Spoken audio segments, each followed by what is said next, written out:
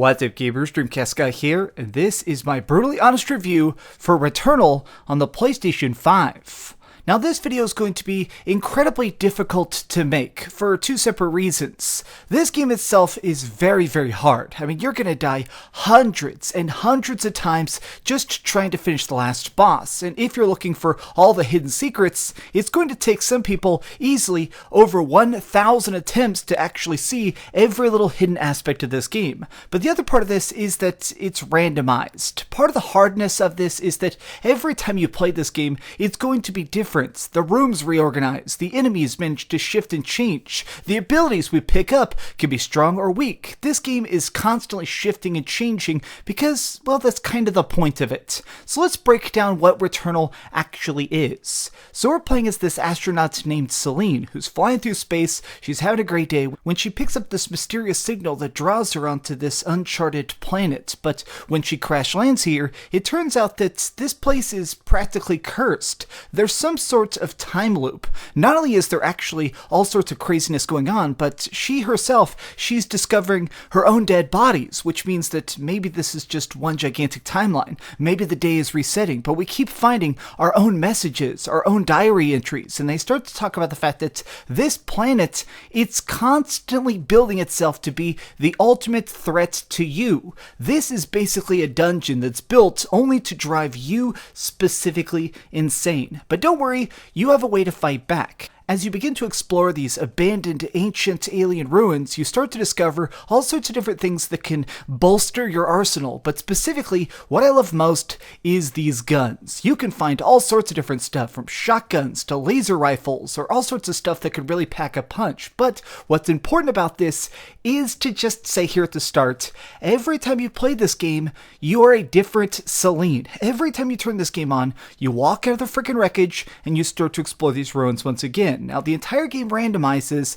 but this also means the loot you find. So sometimes you may find a really strong shotgun right at the start, or sometimes you get stuck with your pistol for an incredibly long portion of time, which means that every time you play this, there is a lot of luck involved. But if you're smart, if you're fighting good, if you're managing to dodge all these enemy lasers and stuff, skill is definitely something that can be used as a major advantage. And thankfully, this isn't just about shooting and running. There's also the mutation. So while you're exploring these ruins, you can find all sorts of these ancient alien relics that can do things like give you passive bonuses, extra damage, more health, more shields. Now these things are all very good on the surface, but once again, you lose them if you die. But there's another side of this, which is the fact that some of these benefits are so strong, they come at a price. Many times when you're picking up these bonuses, they come in the form of parasites. They actually latch onto your body, and they give you these special bonuses to make it where you can electrocute enemies if you get hit, or explode on the ground every time you jump. But there is a second part of this,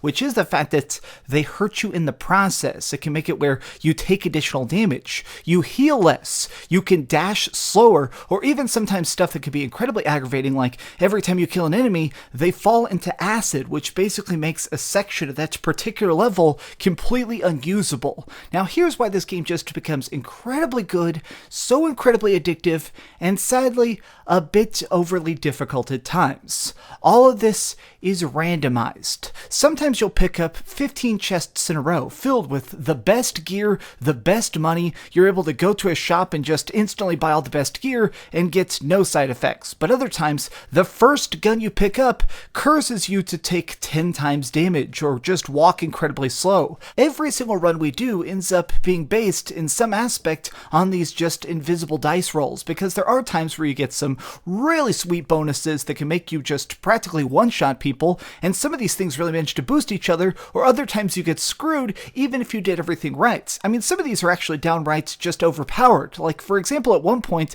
I got this bonus that gave me extra money for every single person I killed. Now, that itself is pretty good. I could go over to the vending machine and buy all sorts of great upgrades, but additionally, I found this item that the more cash I'm carrying in my pocket, hit, the more damage I do. So with these two things together, I was practically able to just insta-headshot every single enemy and even kill bosses with relative ease, until eventually I got unlucky and died anyways. But with this good, sometimes comes the incredibly bad, times where you get a mutation that makes it where you can't pick up items, or flat out you cannot pick up any of the healing freaking things that are laying on the map, and that can become a bit ridiculous. But what's the motivator to this? Now, the biggest part of this game is definitely the drive to figure out this mystery, to find out how this planet itself keeps managing to reset. How is it that there can be all these dead Selenes? Why is it that every time our heart stops, we just pull ourselves from the wreckage very safely once again? And I have to say that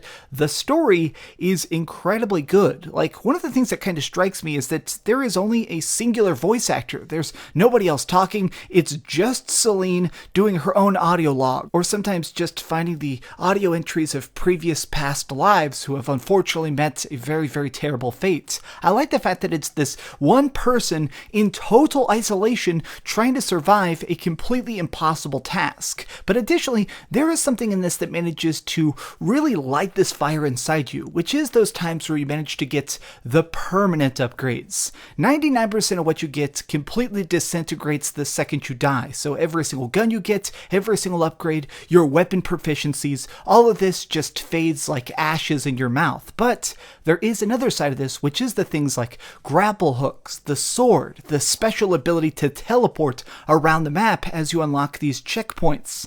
I like the fact that there is this weird ability to have this balance that makes it where every time you get deeper into the temple, you're happy, you feel successful, you're like, yes, I finally figured it out. But when you die, as much as that hurts, you have those permanent unlocks, those doors that stay open, those bosses that stay unlocked. There manages to be this nice ebb and flow where eventually, every time you die, it definitely hurts, but you keep making progress bit by bit until eventually you can manage to win. My very favorite manga of all time is called All You Need Is Kill. It's about this soldier who basically gets stuck in a time loop. Every single day, he wakes up, he puts on his power armor, and he goes to war with these gigantic aliens, and they rip him to bits. It's got some very, very gory art. I love it. But what's interesting in it is that every single day when he wakes up, he writes a number on his hand of the amount of times he's died, because each of these times that he's met his unfortunate conclusion, it's agonizing. But he's motivated to keep going. He's motivated to break the time loop. This game, in all of the best ways, reminds me of All You Need Is Kill. That constant drive to just succeed, even if it costs you 1,000,000 gallons of your own blood. Now, the final aspects I really want to hit on is some technical details about this game itself, because I have some gripes, and additionally, I do think that the flow of this game is kind of what makes it work the best. Is that whenever you're playing this game, there are these separate biomes. Whenever you manage to beat a boss, you unlock what is basically the next world, and I like the fact that we get a chance to go from snowy environments to freaking gigantic desert planets, or even just this section that is the big ol' spooky swamp layer crypts. I like the fact that there is this nice, different changes of environments, but always with the same DNA packed inside it. It's always these same ruins, it's the same planet, but these different environments manage to look and feel and be paced in different ways that make you feel constantly like you're almost going into a different reality